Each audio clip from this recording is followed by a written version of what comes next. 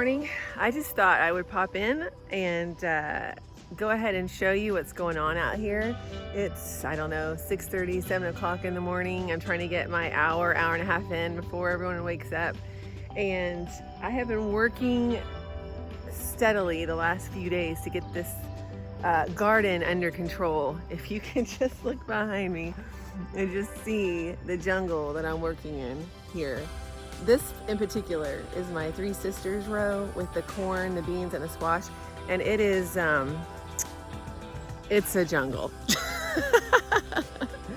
And I will tell you, I am thinking how I'm going to do this different next year, because I like the concept, but it is really hard to get in there and harvest the beans because of the way I planted them around the corn, and I can't get on the other side. And the squash that I put back in the back, I can't really get to. In fact, I had to pull one out yesterday because it just wasn't doing well. The ones in front are doing really well, but the ones in back are really having to grow tall to get light. So I think next year, if I do it back here, which is really the best spot, I'm gonna have to just do the bulk of the stuff up front so I can get to it. So it's been a challenge to get in here, and I mean, if you were to walk out and watch me, you'd probably see my rear end sticking out of my head in all of this, looking for beans and squash and just trying to get things growing up where they're supposed to be growing up. And anyway, it's fun. I'm not discouraged. I'm just learning from, okay, I think I know I'm gonna do this differently. And then let me show you what I'm looking at now. That's definitely more manageable, but it just looks insane. This is a bunch of bush beans, which I will tell you, I really like bush beans. And compared to what's going on over here with my pole beans, these are much more manageable to find the beans, to look through. I definitely like the bush beans right now more than the pole beans. And these are dragon tongue bush beans. So they've got purple in them, and they're much easier to find. You can see that purple sticking out in there, whereas over here the green just gets lost in all the green. So dragon tongue bush beans. And then I've got all my cucumbers back here on the back, which is great because I'm having to help them, some of them, get up the fence, but they're basically staying back there. Every so often I'll find a runner coming through here, but it's really easy to get them tied up over there and just have the beans where they're supposed to be and the cucumbers where they're supposed to be. So it's actually, it looks crazy, but it's very manageable. Now I have had to move some pepper plants out of here because they're getting swallowed by these beans. But these guys right here up front seem to be doing well. But if you look down in here, you can see the beans really coming in. When they really develop their purple is when they're ready, but they're all coming in, just a lot of them. So I'm gonna start looking at bean recipes or how to freeze beans. This one's really close. I'll probably pick it tonight. And I am having to check these morning and night because they will develop over the day. And the cucumbers are doing really well. I picked 5 off of those yesterday, and it's just gonna increase from there. And my cantaloupe is growing up nicely. I'm having to come out here every morning and kind of guide it up this trellis that I put in. Oh, see, this guy's getting wayward. But for the most part, it's doing what I want it to do. And I'm starting to see fruit on there, which is really exciting. Now, I will show you as an update, if you saw my thing on melon rinds and slugs, I am catching slugs. So I actually need to go in and get a bag and transport this into a bag. I found that they show up overnight, so you have to leave it up overnight and collect them in the morning. And Todd the toad, if he was smart, he would be around here eating those slugs. So I don't know where he is this morning, but anyway, so that is a good way to catch slugs. These are 2 pumpkin plants that, again, I really only needed 1 here because I didn't realize how big pumpkins sprawled out. So I've got one that's coming this way, and I'm just kind of letting it vertically trail this way. And I've got another one that's completely blocking my walkway here, and I'm just letting it do its thing. It's not a big deal. I just have to kind of meander through here, and I'm always making sure I have socks and leggings on when I'm getting back in here. But I do have to crawl back here, and see right there, I missed a bean. Oh, I've missed several beans. This is the issue. I can't see them because they are like hidden back in here. And I swear, it's like I look through this thing every day, and then of course I always miss them. But yeah, these are just really hard to see in here, but that's all right. Live and learn. But anyway, I just thought I would show you how crazy this is looking in here. I love it. It's fun. I'm still really enjoying the process. I'm just learning kind of how I want to do this better next year, because I like the idea of growing these together. But it is sort of a mess to get back in here and get what I need out of this. So there it is in all its glory. Okay, so I've done a lot of pruning out here, and actually I ended up removing 2 squash plants. I kind of hated to do it, but they really weren't producing well because they were tucked back in there, and because the corn grew so fast and the beans are trellising up, they weren't getting a lot of light, so they were putting more of their energy in growing up than in growing fruit.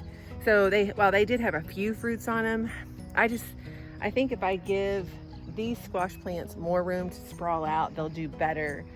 And it was just getting frustrating to get back there and try to look for beans and look for squash and prune. And so I decided I'm just going to focus my energy on the ones that are in the front. And there's one more I may remove. I'm just going to kind of watch it. It's got a little more space now that I've taken these other 2 out. And I have plenty of squash, so, you know, around the house in a different area. So I think I'll be fine. But I did take 2 plants out. And the other thing I'm doing that I haven't really talked about is just how if you have squash semi-close together and they start overlapping, it's a really good idea to actually cut out the leaves that are overlapping to prevent powdery mildew, which is a very common disease that affects squash plants. So let me show you kind of what I'm talking about. These plants are really spaced quite well. They're about 4 or 5 feet apart, but they still sprawl. And the more room you give them, the more they're going to sprawl out. Just so you know, if you give them 6 feet, they're gonna sprawl 6 feet. If you give them 7 feet, like one over there, it's gonna go 7 feet. So what you do is when you start noticing that the leaves of one plant are overlapping or growing into the space of another plant, it's okay to actually just chop off the whole stalk, even if it's healthy. These plants have plenty of leaves. It is not going to affect their growth or their ability to receive sunlight. So I have cut out several leaves stalks this morning. Usually they're the bottom ones that are the bigger ones that are kind of growing over.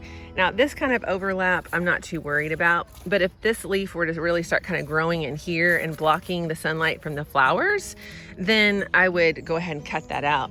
And the other thing I'm kind of doing is, especially for these patty pans, which are very dense, sometimes I'll cut 1 or 2 of these leaves that are above the flowers out just to make sure the pollinators see them. There's been several times where all you can see from the top is this. So I would cut out a leaf or a stalk in order for the pollinators to see that there actually is some flowers in there, or there are some flowers in there that they can pollinate. So from first sight, this is what this looks like, you know. So I would probably remove this one right here to reveal the flowers that are in there. Anyways, another thing you can think of, these golden zucchinis, they open up more, so it's really easy to view what's down inside there. And this one right here, we have a female flower right there, spot open for the bees to see. If I really wanted to, I could remove this stalk so it's just clearly obvious, but I don't think they're gonna miss that one. And I have my paintbrushes here so I can hand pollinate. I've lost several patty pan squash lately that didn't pollinate, and I'm not sure how that happened because I was really trying to get out here and hand pollinate things. I may have just missed them. So like I've shown you in the past, I'm gonna I have garden visitors. Say hello and then hang on a second. Say hello and then hang on a second. Okay. I'm gonna take my handy brandy brush and I'm going to get in here. See, I probably need to remove this leaf right here. It's encroaching. 801. You got it, 801? Yeah. So I actually am gonna remove this one that's really encroaching. So I just come down as close as I can to the bottom and just clip it off. And now that gives more air in there for those plants to get sunlight. And I've got a marigold in here that's trying to pop out. And it opens up for these flowers to have more room. So I'm going to take my paintbrush. I'm gonna get some pollen on it from the stamen. I have to count, bud. And then I'm gonna come over here and I'm gonna put it on the female flower just to make sure I get some fruit. Oops, my finger's in the way. And there you have it. And I just keep these paintbrushes handy. I'll wash them when I'm done with this, and then just put them back in my bucket for the next morning. And as you can see here, I have another female flower, and it's pollination. It's a different plant, so I have a different brush, and as luck would have it, there's not a male flower here. So I'm gonna jump over to its neighbor that does have a male flower, and it's a closed flower. I don't know if it's supposed to open this morning, but I'm just gonna open it. I'm gonna put the brush down in there and then I'll transfer it to that flower, but I will spare you the me trying to get that tuck to show you what I spy right after I left. There's the bee right there on the female flower, and what I'll have to watch and see is if it gets in there and moves to the male flower. But looky there, I didn't have to do that after all. So cool. Something else I was gonna talk about that I've kind of learned from this experience is with tomatillos and how I want to prune them. I had read different things about if you prune them like I'm pruning tomatoes to have one stalk, you know, taking all the suckers out, you might have more fruit or less fruit, but better quality. And if you let the suckers go, then you just have more fruit. So I kind of did a mix. I pruned a lot of the suckers and branches from the bottom, but they're not as dense as tomato plants when they grow. There's a lot of air in there, and so it's easier to harvest. It's easier to see the fruit, but they are quite prolific, and it is taking over my walk space, and I'll show you. So I do think next year I'm gonna be a little bit more. I am starting to take out the suckers that I see now because I don't need any more suckers growing on this plant. But next year I'll be a little bit more discerning in how I prune them, just because of how this thing grows. So let me show you make out. But here's all my pepper row, which is looking awesome.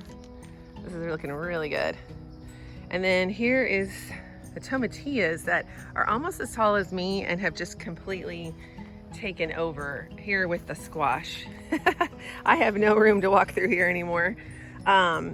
And so like this huge branch, I'm tempted just to cut it off because I've got so much fruit up here.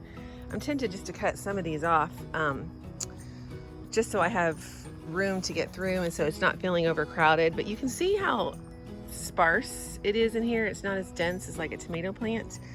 And the suckers are quite different. They're in here just like a tomato plant in the elbow. And usually there's a fruit in there too, so you have to be careful when you're pulling them.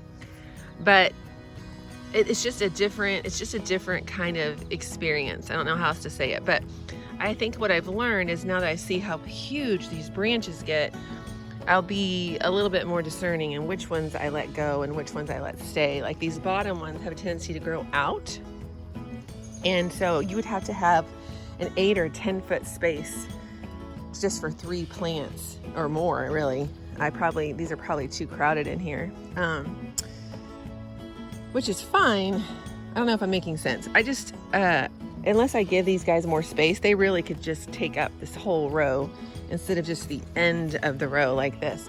But if I had pruned them a little differently, they probably would be just fine right here on the end. So it's kind of just the space you have and your goals. I have so much fruit on this thing. So much fruit.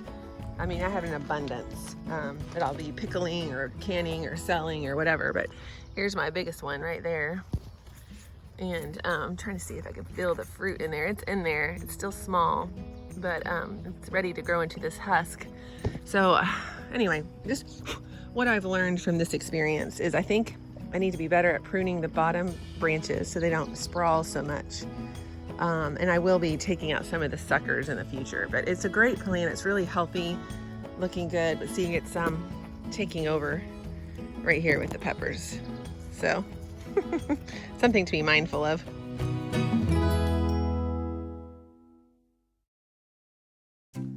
Well, I'm a sweaty, hot mess.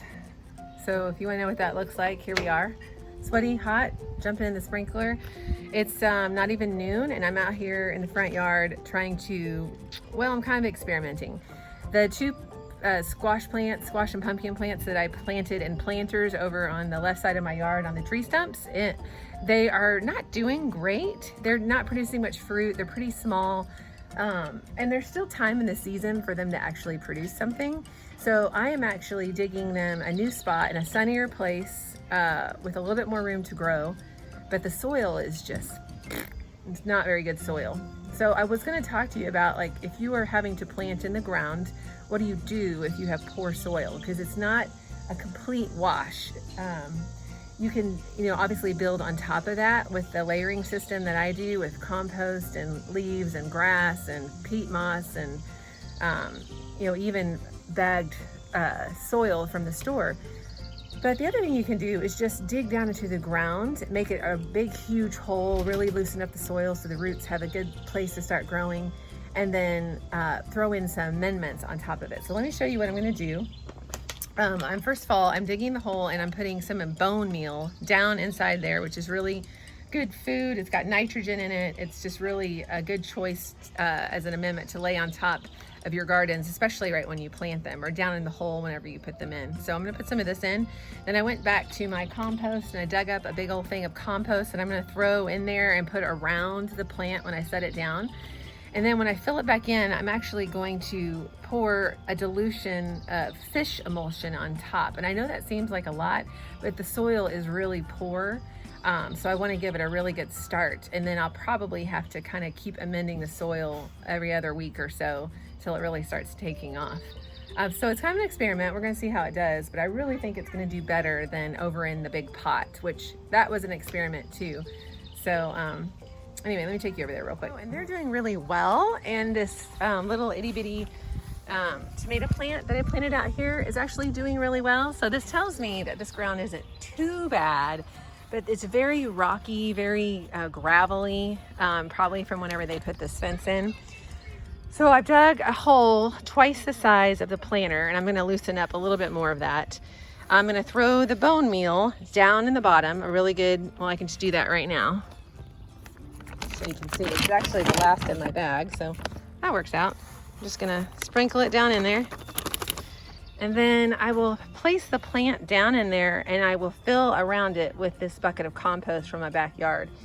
And I really think that's gonna give these plants a much better chance at producing than they were over in the planters. And then I'm gonna water it really good and we'll just see what happens. I filled in with the compost and there's still room around it to add in some extra dirt, but what I actually forgot to mention that I'm gonna do is I am gonna go get a nice big handful of my composting worms, my red wigglers, and I'm gonna put them around this plant and this one next to it, because I have a plethora and they need to be divided out anyway.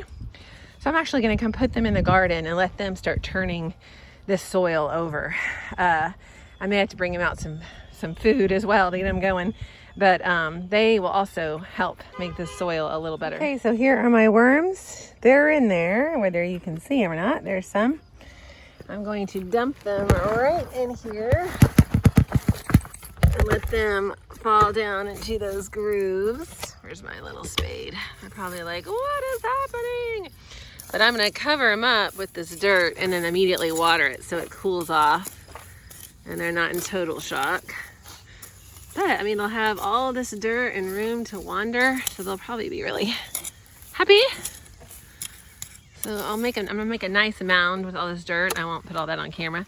Then I'll water it and we'll see how it does. Butterfly garden that is really in its full glory right now and is still really developing. It's just so beautiful. I love this corner of my garden with my echinacea coming out, my 3 butterfly bushes back here in the back. There's a hollyhock coming up here. My coreopsis that I always love, my Becky daisies, all these daylilies that have bloomed in all their glory. They're so beautiful. I can't decide still which one's my favorite out of these colors. Oh, this one closed. Shoot, this one was such a pretty color.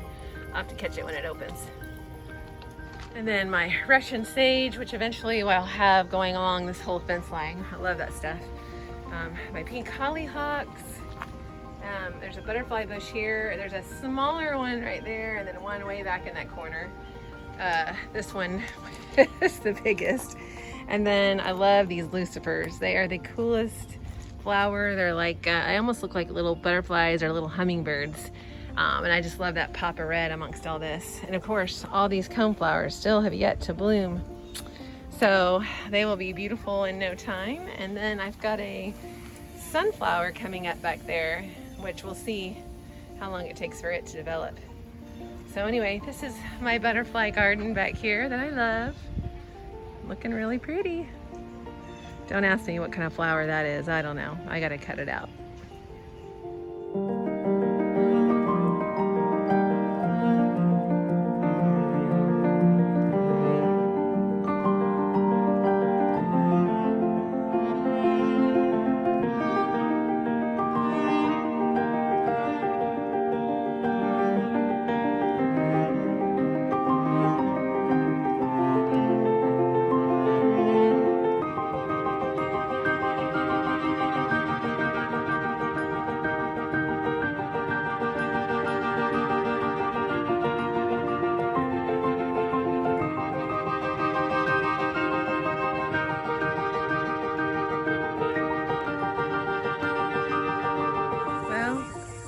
I took down my peas this morning and it just looks so nice. I don't know if you can really tell from the camera, but now I can see the whole garden all the way across, and it's really opened up for these potatoes to have their own space to grow, although I still have some that are falling over. I've been having to stake these guys up. So it gives those potatoes plenty of room to get sunshine. Now my watermelon plant back here has full sun, and I even see a little watermelon baby right there. There it is. So this feels much nicer now that those are gone. My plants on the other side have the whole fence to grow up, because my tomatoes are already reaching up, and already this is going to be too short in the next week or so. Mercy, right there. Sunflower in all its glory. So this feels so much better, having pulled those out. I mean, they were pretty much done. There was very little fruit really even at the top. The peppers look awesome in all their glory over here. They're about up to my thigh now. And of course the tomatilla is up to my head. These guys are huge and lots of fruit. And this garden bed feels much better now that I've cleared out some of those plants that were in the back. Still a jungle, but much more manageable, I feel like, at this point. And that corn down at the row is way taller than me at this point. So that's fun, because I feel like last week on the 4th of July it was at my neck, and now it's way above my head. So it's just going crazy.